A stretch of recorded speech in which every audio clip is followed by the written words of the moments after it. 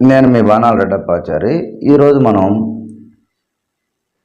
దేవ మనుష్య రాక్షస అంటే గుణపొంతన, దీన్నే గణపొంతన, శరీర పొంతన అంటాం.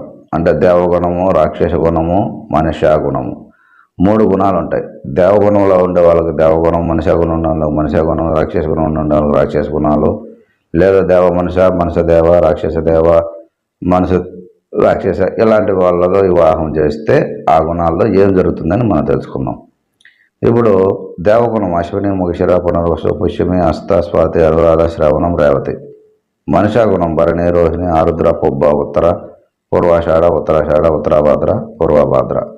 రాక్షస గుణం కృత్తిక, అశ్లేష, మఖ, చిత్త, విశాఖ, జ్యేష్ఠ, మూల, ధనిష్ట, శతభిషం. ఇవి దేవ మనుష్య రాక్షస గుణములు. అయితే స్త్రీ దేవ, పురుషుడు దేవగుణం వస్తే వీళ్ళిద్దరికి వివాహం చేయొచ్చా? మిక్కిలి ఉత్తమం, శుభం చేయొచ్చు. దేవ మనుష్య ఉత్తమం, శుభం చేయొచ్చు. దేవ రాక్షస మృత్యువు అమరదు.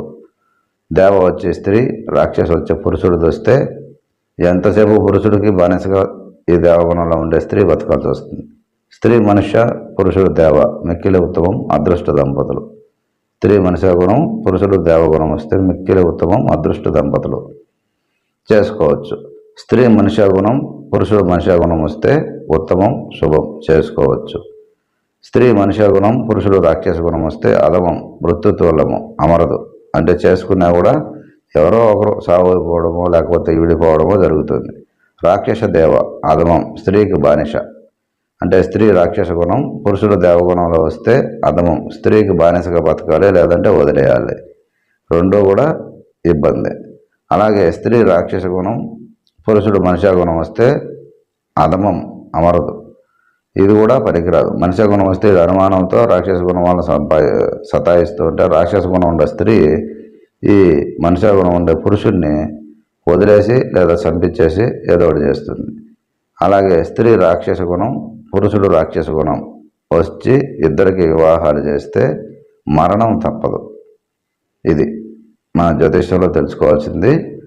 గుణాలు, రాక్షస పొందనాలు, మనుష్య గుణాలు, దేవగుణాలు, ఏ గుణాల వారికి ఎవరిని ఇచ్చి వివాహం చేస్తే ఏం జరుగుతుందని ఇక్కడ మనకు ముందుగానే రాసించబడినది అనమాట. ఇది గుణపంతన. ఈ విధంగా చూడాలి.